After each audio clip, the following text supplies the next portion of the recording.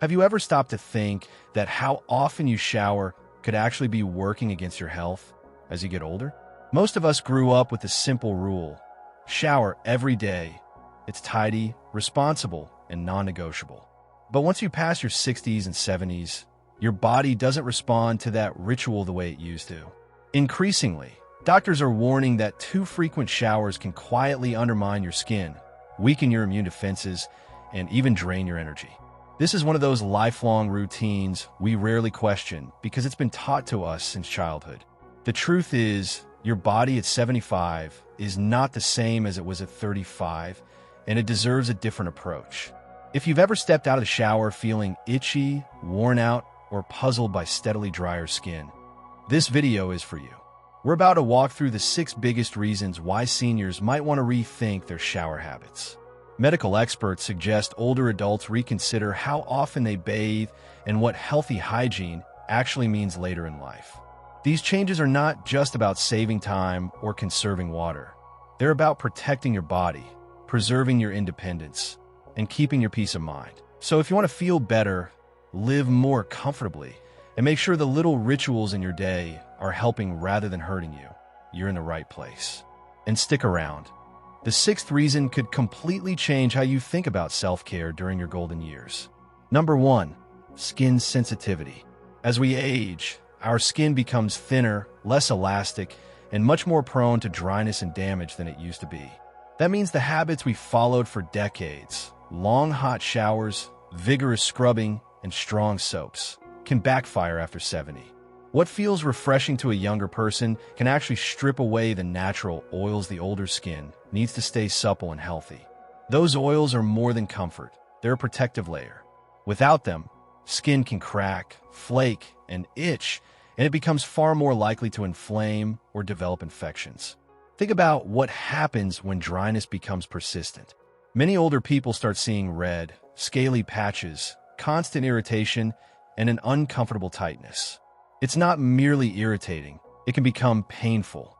Even more worrying, those tiny cracks and fissures become easy entry points for bacteria. A small, untreated dry spot can escalate into a serious skin infection, particularly if the immune system isn't as robust as it once was. Something as simple as too much showering can trigger a cascade of discomfort and medical risk you might never have expected. Many dermatologists now recommend that older adults reduce full-body showers to 2 or 3 times per week unless they've been sweating heavily or need to wash for another clear reason. And when you do bathe, moderation is the key. Lukewarm water instead of scalding hot, gentle cleansers rather than harsh soap bars, and always follow up by applying a good moisturizer, especially on the arms, legs, and back. I remember an older gentleman named Arthur, 82, who had always taken a hot shower every morning no matter the weather. Over time, his forearms and shins developed red, flaky patches that just wouldn't go away.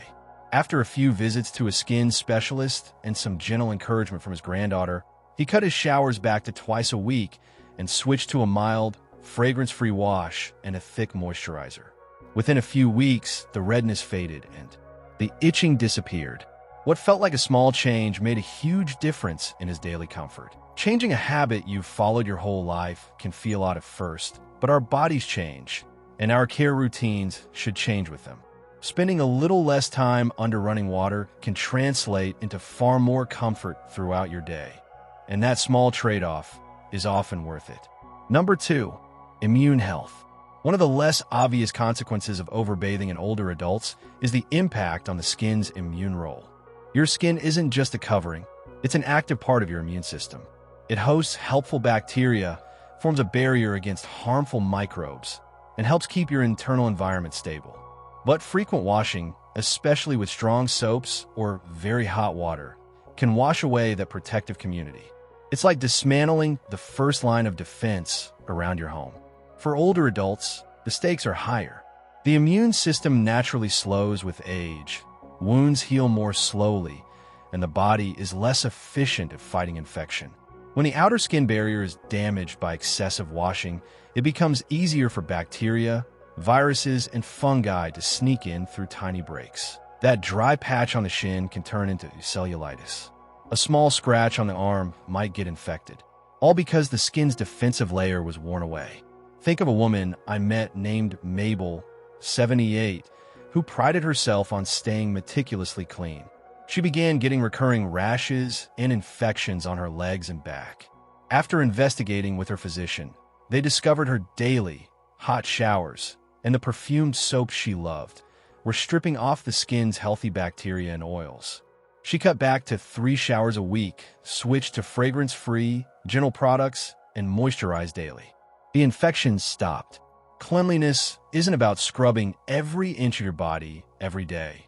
Areas that need daily attention, like hands, face, and underarms, should be kept fresh, but full-body showers can often be spaced out without sacrificing hygiene.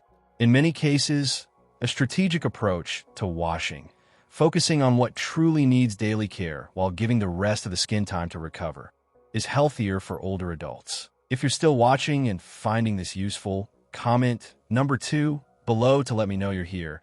And if you haven't already, subscribe and tap the bell so you don't miss future videos. Your support helps us keep making content that matters. Number 3, fall risk and bathroom safety. One thing often overlooked when talking about showering in later life is how risky the bathroom can be. As we get older, balance and reflexes worsen, and the bathroom becomes one of the most hazardous spots in the house, especially during or right after a shower. Wet tiles, slippery tubs, and sudden temperature shifts combine into a dangerous recipe. Imagine taking a hot shower first thing in the morning or late at night when you're groggy. Steam clouds the mirror, the floor is slick, and a sudden drop in blood pressure from the heat can leave you weak or lightheaded. What might be a minor slip for a younger person can be catastrophic at 75. Broken hips, head injuries, or other life-changing trauma. I'll never forget Eleanor, 84, who swore by her morning rinse. One cold winter morning, steam blurred her vision. She stepped on a bath mat that slid, and she fell hard, fracturing her hip. 6 weeks in the hospital and a painful recovery later, she rethought everything about her routine. After rehab, she reduced showers to 3 times a week, added grab bars, and started using a sturdy shower chair. She kept her independence. Cutting down on time spent in slippery places isn't about laziness. It's about safety. Shorter, cooler showers in bright, non-slippery bathrooms, taken when you're most alert, reduce the risk of a dangerous misstep.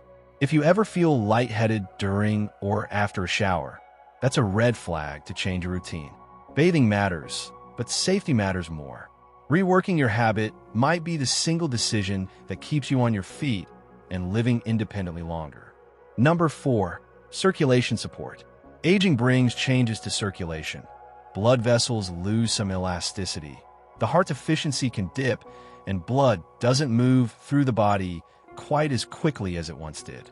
That's why doctors watch for signs like cold hands and feet, slow healing wounds, and tired, heavy legs. Surprisingly, the way you bathe can affect this system. Warm water causes blood vessels to expand and encourages more circulation, which can feel wonderful and make you feel limber. But too much of that stimulation, long, frequent, very hot showers, can stretch your body's ability to regulate temperature and blood flow. For someone with heart issues, low blood pressure, or circulation problems, that repeated dilation can lead to dizziness, fatigue, or even fainting, all dangerous outcomes for someone who lives alone or has limited mobility. I once spoke with Frank, 78, who used to indulge in long hot showers twice a day. After he began experiencing dizzy spells and nearly fell in the bathroom more than once, his doctor asked about his bathing habits. When Frank described his routine, the plan was simple: cut back. He switched to shorter, lukewarm showers a few times a week and noticed the dizziness vanish and his energy return. Sometimes small adjustments have big effects. Moderation wins. 2 to 3 warm, not hot, showers per week can keep circulation gently stimulated without overtaxing the cardiovascular system. Gentle bathing supports blood flow. Overdoing it can have the opposite effect. Our goal isn't simply to be clean. It's to stay safe, energetic, and able to enjoy each day. All from something as simple as the temperature setting on the shower. If you're still watching and this is helping, type Number 4 in the comments to let me know you're here. And if you haven't already, subscribe and hit the bell. Your support helps us keep creating useful, life-improving content. Number 5. Mental and emotional well-being. Bathing is more than hygiene for many older adults. It's a ritual, a quiet place to be alone with thoughts, and a small anchor of routine. But showering too often or avoiding it entirely can also be a signal or a cause of emotional imbalance. As people age, feelings of loneliness, anxiety, or grief can intensify, especially after retirement or the loss of partner. Some seniors bathe excessively as a coping mechanism, using long showers to find comfort or to try to control something in a life that feels unpredictable. Others withdraw and stop bathing because motivation and energy have fallen. Both extremes can indicate something deeper is happening. That's why health professionals sometimes ask about bathing habits during checkups. Not to judge, but to understand how someone is coping.